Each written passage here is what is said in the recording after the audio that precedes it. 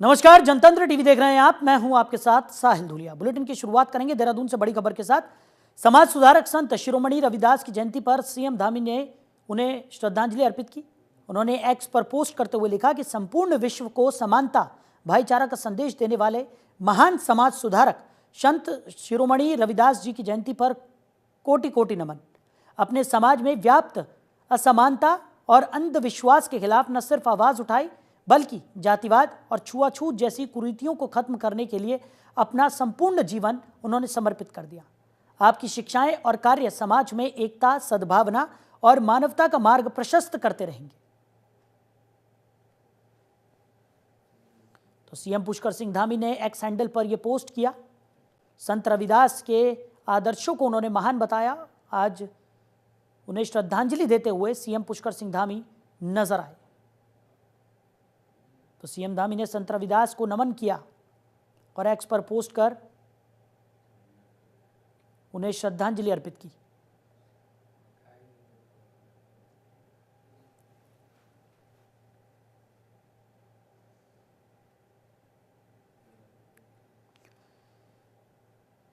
तो अगली बड़ी खबर देहरादून से, जहां सीएम धामी कैबिनेट की बैठक आज है। 11 बजे सीएम धामी की अध्यक्षता में यह बैठक होगी। कई महत्वपूर्ण फैसलों पर इस बैठक में मोहर लग सकती है। तो भू कानून के प्रस्ताव पर बड़ा ऐलान संभव है। बड़ी खबर आपको बता रहे हैं, सीएम धामी कैबिनेट की महत्वपूर्ण बैठक आज होगी। 11 बजे सीएम धामी की अध्यक्षता में यह महत्वपूर्ण बैठक होगी। तो कई महत्वपूर्ण फैसलों पर इस बैठक में मोहर लग सकती है। बड़ी खबर आपको बता रहे हैं, भू कानून के प्रस्ताव पर बड़ा ऐलान हो सकता है।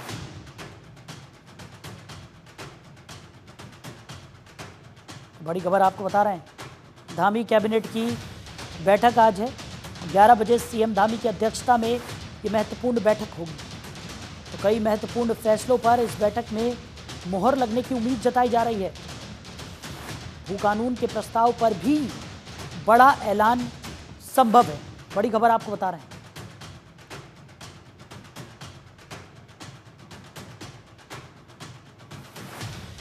तो 11 बजे सीएम धामी की अध्यक्षता में कैबिनेट की यह महत्वपूर्ण बैठक होगी। बैठक में कई महत्वपूर्ण फैसलों पर मुहर लग सकती है। भू कानून के प्रस्ताव पर बड़ा ऐलान भी संभव है। देहरादून से बड़ी खबर आपको बता रहे हैं, 11 बजे सीएम धामी की अध्यक्षता में कैबिनेट की महत्वपूर्ण बैठक होगी। कई महत्वपूर्ण फैसलों पर इस बैठक में मुहर लग सकती है। वही बात की जाए, भू कानून के प्रस्ताव पर बड़ा ऐलान भी संभव है। खबर पर ज्यादा जानकारी के साथ हमारे सहयोगी हरीश खनेडा हमारे साथ जुड़ गए। हरीश, आज धामी कैबिनेट की महत्वपूर्ण बैठक होने जा रही है। 11 बजे सीएम धामी इस बैठक की अध्यक्षता करेंगे। कई महत्वपूर्ण फैसलों पर मोहर लगने की भी उम्मीद जताई जा रही है। क्या कुछ जानकारी मिल पा रही है? देखिए शायद आज की अगर बात करें तो आज उत्तराखंड में आज धामी सरकार की कैबिनेट की बैठक होने जा रही है। ठीक 11 बजे सचिवालय में एक बैठक की जाएगी जिसमें तमाम मंत्री मौजूद रहेंगे। अब से कुछ ही देर बाद क्योंकि 11 बजने में कुछ ही समय बाकी है और ऐसे में तमाम जो मंत्री हैं वो भी सचिवालय की ओर पहुंच रहे हैं। साथ ही साथ मुख्यमंत्री की अध्यक्षता में बैठक होनी है क्योंकि अब बजट सत्र होना है 18 तारीख से, यानी कि 18 फरवरी से उत्तराखंड में बजट सत्र होना है, जिसको लेकर के अब जो पेपरलेस यहाँ पर बजट सत्र किया जा रहा है। ये पहला समय होगा जब उत्तराखंड में पेपरलेस तरीके से विधानसभा सत्र आहूत किया जाएगा। तो उसमें कहीं न कहीं जो सरकार इस तरह मान रही थी कि इसे बजट सत्र को गैरसैंण में किया जाए, लेकिन अब जहाँ विधानसभा सचिवालय की तरफ से प्रस्ताव भेजा गया था उसमें ये कहा गया कि देहरादून पूरी तरह से तैयार है, तो देहरादून विधानसभा में ही जो इस बार का जो बजट सत्र होगा यानी कि 2024-25 का, वो देहरादून में किया जाए। तो इस तरफ भी आज इसमें जो प्रस्ताव है उस पर मोहर लग सकती है धामी सरकार की। साथ ही साथ जो भू कानून है, भू कानून को लेकर के एक महत्वपूर्ण इसमें माना जा रहा है कि भू कानून को लेकर के ही इसमें कुछ चर्चाएं की जा सकती हैं। तो जाहिर सी बात है क्योंकि आज जिस तरह से बजट सत्र होना है क्योंकि अधिसूचना जारी हो चुकी है, तो इसकी ब्रीफिंग नहीं हो पाएगी और ना ही इसकी प्रमुख जानकारी मिल पाएगी। हालांकि सूत्रों के हवाले से तमाम बातें यहाँ पर कही जा रही हैं, तमाम जो चीजें हैं उसको लेकर ध्यान में रखा जा रहा है कि लगभग यहाँ पर 1 दर्जन से ज्यादा जो प्रस्ताव है उस पर आज धामी सरकार मोहर लगा सकती है। जी हरीश, जिस तरीके से ये भी कयास लगाए जा रहे हैं कि भू कानून को लेकर आज कोई बड़ा ऐलान इस कैबिनेट की बैठक में किया जा सकता है। भू कानून को लेकर हमने पूर्व में देखा है कि किस तरीके से माहौल गरमाया हुआ था और उसी को लेकर कई तरह की चीज़ें भी निकल कर सामने आई। अब एक अगर इस महत्वपूर्ण बैठक में भू कानून को लेकर एक कोई बड़ा ऐलान यहाँ पर हो सकता है, तो कहीं ना कहीं एक बड़ा मुद्दा जो है वो यहाँ पर सुलझता हुआ नजर आएगा आने वाले समय में।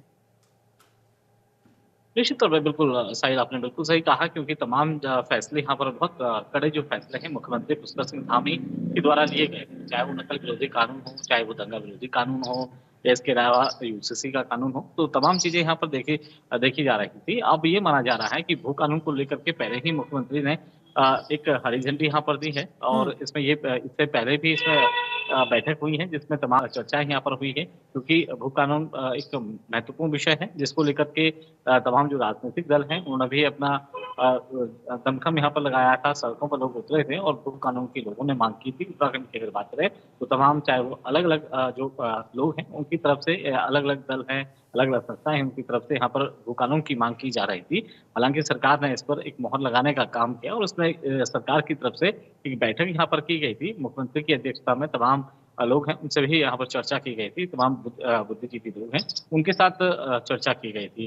अब माना जा रहा है कि आज की बैठक में कहीं न कहीं जो भू कानून को लेकर के जो मुद्दा है, वो रखा जाएगा, उस पर चर्चा की जाएगी कि किस तरह से उत्तराखंड में भू कानून होना चाहिए। तो इस पर आज मुख्यमंत्री की जो कैबिनेट है, कैबिनेट आज में इसमें फैसला ले सकती है और बहुत जल्द प्रदेश में एक जो भू कानून है, वो भी लागू किया जा सकता है। इस तरह से आपने देखा कि तमाम जो कानून हैं, चाहे भू कानून माफ़ कीजिएगा, चाहे वो अतिक्रमण का हो मामला या इसके अलावा लव जिहाद का मामला हो, लैंड जिहाद का मामला हो। इसके अलावा अगर हम बात करें तो नकल विरोधी कानून की बात करें या फिर हम दंगा विरोधी कानून की बात करें, तमाम बड़े जो कड़े फैसले हैं मुख्यमंत्री के द्वारा लिए गए थे और अब ये भी माना जा रहा है कि बहुत जल्द प्रदेश में भू कानून लागू किया जा सकता है। आज इसमें एक बैठक भी होने जा रही है और कैबिनेट में ही इसमें कहीं न कहीं कुछ इसमें जो प्रस्ताव है उसे लाया जा सकता है कैबिनेट में और ठीक। उस पर मोहर भी लगाई जा सकती है। जी। चलिए हरीश, हमारे साथ जुड़ने के लिए, इन तमाम जानकारियों के लिए आपका बहुत शुक्रिया। आगे बढ़ते हैं। उधम सिंह नगर के किच्छा में बिजली के स्मार्ट प्रीपेड मीटर लगाने गए कर्मचारियों को विधायक तिलक राज बेहड़ के विरोध का सामना करना पड़ा। विधायक बेहड़ ने न सिर्फ कर्मचारियों को खरी खोटी सुनाई बल्कि स्मार्ट प्रीपेड मीटर को जमीन में पटक कर तोड़ दिया।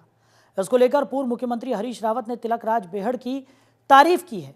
आपको बता दें, उन्होंने कहा कि बतौर विपक्षी दल का नेता होने के नाते तिलक राज बेहड़ ने ठीक किया।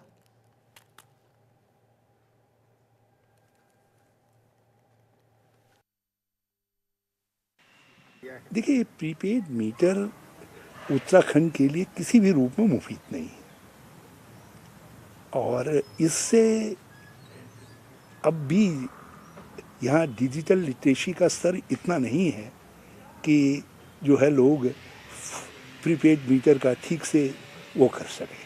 और मैंने देखा है लोगों के उसमें घंटों, कभी कभी तो 2-2 दिन तक ये जो चार्जेस हैं इसके मोबाइल में नहीं आते हैं।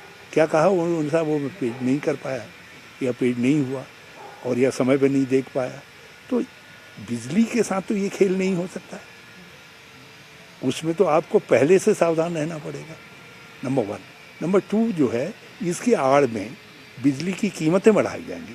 अभी प्रीपेड मीटर से कुछ सस्ती होगी बिजली, लेकिन धीरे धीरे जो है, जिस तरीके से जियो वालों ने अपना वो कशा है, उस तरीके से उत्तराखंड के गले में जो है ये प्रीपेड मीटर की फांस डाल दी जाएगी। और मैं तिलक राज बेहड़ को बहुत बधाई देना चाहता हूँ। मैंने उनको आज कहा, साबस बकब, ये तेवर दिखाने पड़ेंगे, हम अपोजिशन हैं और जनता के सवालों पर हमारे तेवर तीखे होने चाहिए। देहरादून से है, जहां गर्मी के मौसम में जंगल में लगने वाली आग की घटनाओं को रोकने के लिए कई विभागों द्वारा संयुक्त मॉक ड्रिल का आयोजन किया जाएगा। तो राष्ट्रीय आपदा प्रबंधन प्राधिकरण, गृह मंत्रालय और राज्य आपदा प्रबंधन प्राधिकरण की ओर से प्रदेश के 6 जिलों में आगामी 13 फरवरी को मॉक ड्रिल का आयोजन किया जाएगा। गर्मी में जंगलों में लगने वाली आग को रोकने के लिए अल्मोड़ा, चंपावत, पौड़ी, टिहरी, देहरादून और उत्तरकाशी में मॉक ड्रिल किया जाएगा। वहीं मॉक ड्रिल को लेकर राज्य आपदा प्रबंधन प्राधिकरण में टेबल टॉप अभ्यास किया गया।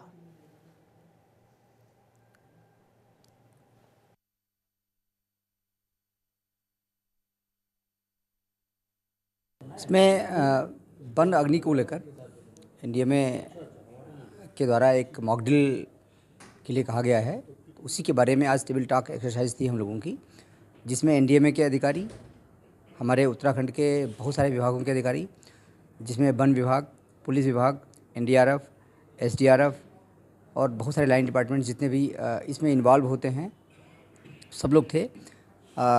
डिटेल में एक एक चीज़ के बारे में चर्चा हुई है। यह मॉक ड्रिल पहले 7 जनपदों में की जानी थी, अभी वो 6 जनपद में की जा रही है।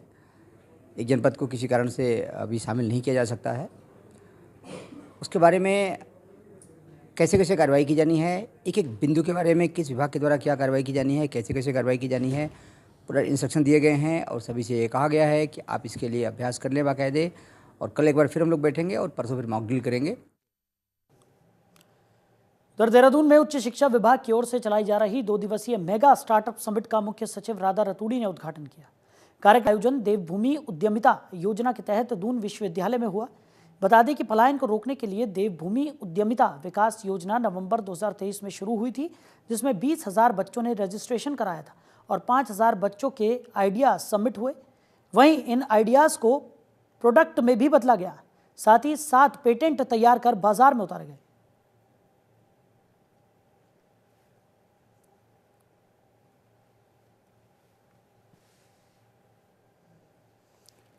तो मेगा स्टार्टअप समिट का आयोजन यहां पर किया गया था। उद्यमिता योजना के तहत यह आयोजन हुआ। हमारे जो कुछ पैनल, तो युवाओं का पलायन रोकने के लिए इस योजना की शुरुआत यहां पर की गई है। 2 दिवसीय मेगा स्टार्टअप समिट का आयोजन किया गया। नवंबर 2023 में ये हमारी योजना शुरू हुई थी, उद्यमिता विकास योजना। ये माननीय मुख्यमंत्री जी का एक योजना शुरू करने के पीछे उद्देश्य था कि पलायन को रोका जाए। अब पलायन को रोकने के उद्देश्य से शुरू की गई योजना एक मूवमेंट का रूप ले रहा है। इसमें 20,000 बच्चों ने रजिस्ट्रेशन कराया था और लगभग 5,000 बच्चों के आइडियाज़ सबमिट हुए, बिजनेस प्लान सबमिट हुए। तो समझ सकते हैं 1 साल के अंदर ये योजना कितने एक सफल हुआ है। सिर्फ सफल हुआ है ये नहीं कि बच्चों ने कुछ आइडियाज़ दिए और वो आइडिया सबमिशन हुआ और उस पर चर्चा हुई, ख़त्म हो गया, नहीं। ये प्रोडक्ट में कन्वर्ट हुआ है। 7 पेटेंट हुए हैं, 50 प्रोडक्ट लॉन्च हो चुके हैं जो मार्केट में बिक रहा है। तो ये एक तरीका है लोगों को उद्यमिता से जोड़ने का। उनके पास जो आइडिया है, काम जो जानते हैं, उसको किस तरह से प्रोडक्ट में कन्वर्ट करके मार्केट में लाया जाए। दूसरा इसका उद्देश्य ये भी है कि लर्निंग को बढ़ावा दिया जाए। बच्चे काम जब करते हैं तो सिर्फ काम नहीं करते या प्रोडक्ट नहीं बनाते, उससे सीखते भी हैं। सिर्फ खुद नहीं सीखते हैं, जब वो कुछ करते हैं तो आसपास के लोग भी उससे प्रेरित होते। नवंबर 2000। तो अगली खबर हरिद्वार से है, जहां अर्धकुंभ 2027 की तैयारियों को लेकर पुलिस ने रणनीति बनानी शुरू कर दी है। इसे लेकर एसएसपी ने अधिकारियों के साथ बैठक की है। बैठक में मौजूद अधिकारियों ने प्रयागराज महाकुंभ और हरिद्वार में पहले संपन्न हुए कुंभ मेले की व्यवस्थाओं के आधार पर आगामी अर्धकुंभ 2027 की कार्य योजना तैयार करने को कहा है। तो बैठक में भीड़ प्रबंधन, सुरक्षा व्यवस्था और यातायात नियंत्रण जैसे अहम मुद्दों पर विस्तार से चर्चा भी की गई।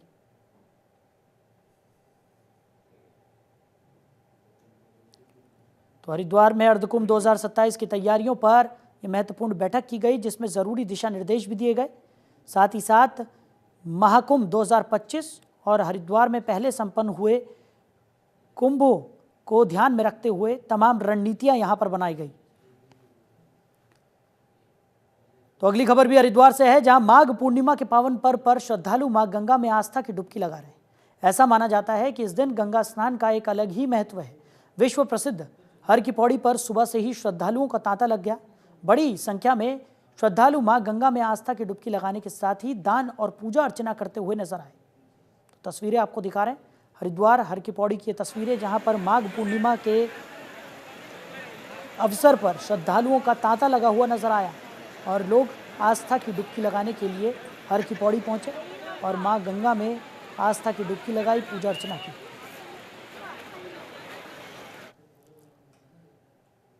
उधर हरिद्वार के रानीपुर कोतवाली क्षेत्र में स्क्रैप कारोबारी को दुष्कर्म के झूठे मुकदमे में फंसाने की धमकी देकर 10 लाख मांगने के मामले में पुलिस ने एक आरोपी को गिरफ्तार किया है।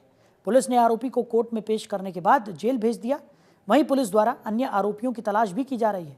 बता दें कि बहन के साथ मिलकर दो सगे भाइयों ने कबाड़ी को ब्लैकमेलिंग करके 10 लाख मांगने की साजिश रची थी। इस मामले की 10 फरवरी को कोतवाली में शिकायत दर्ज कराई गई थी। तो पीड़ित से 10 लाख रुपए की मांग यहां पर की गई। ठगी की योजना बनाने का आरोपी गिरफ्तार कर लिया गया है।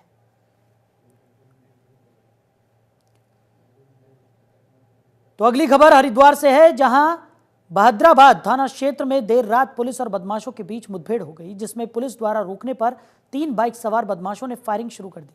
वहीं जवाबी कार्रवाई में पुलिस ने भी गोलियां चलाई, जिसमें 2 बदमाशों के पैर में गोली लग गई, जबकि एक को मौके पर ही गिरफ्तार कर लिया गया। पुलिस जांच में पता चला है कि ये तीनों बदमाश हाल ही में हुई डॉक्टर की हत्या में शामिल थे। बता दें कि घायल बदमाशों को इलाज के लिए अस्पताल में भर्ती कराया गया है।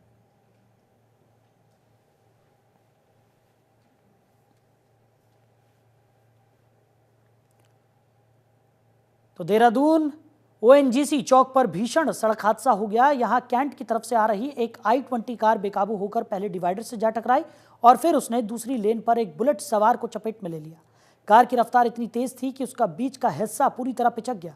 वहीं हादसे में बुलेट पूरी तरह से क्षतिग्रस्त हो गई। हादसे में कार चालक 3 लोग घायल हो गए। वहीं बुलेट सवार की हालत भी गंभीर बताई जा रही है। दुर्घटना की सूचना मिलते ही मौके पर पहुंची पुलिस ने घायलों को अस्पताल में भर्ती कराया और जांच पड़ताल शुरू कर दी।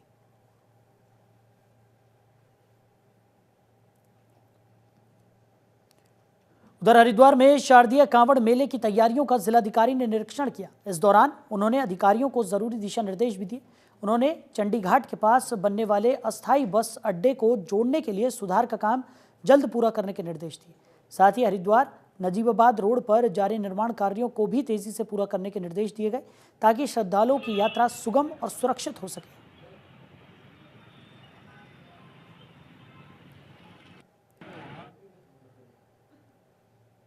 तो फिलहाल इस बुलेटिन में मेरे साथ इतना ही। आप बने रहिए और देखते रहिए जनतंत्र टीवी।